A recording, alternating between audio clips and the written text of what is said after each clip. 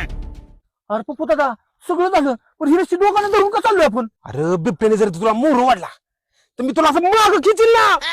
हा लागा चल, चल.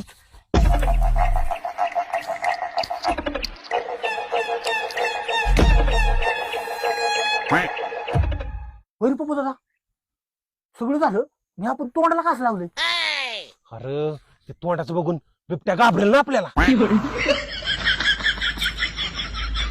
शेखऱ्या दुपारची वेळ झाली 100% बिबट्या इथं पाणी प्यायला येईल. हा आरोग पाहतो ठस 100% ताजत ठस आहेत इथंच कुठं तरी असणारी बिबट्या. आपण इथं थांबू बघ आपण. हा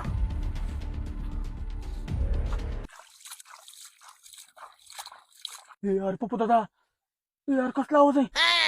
अरे बिबट्या पाणी पितो काय? इथंच कुठेतरी असेल आपण त्याला पकडूच.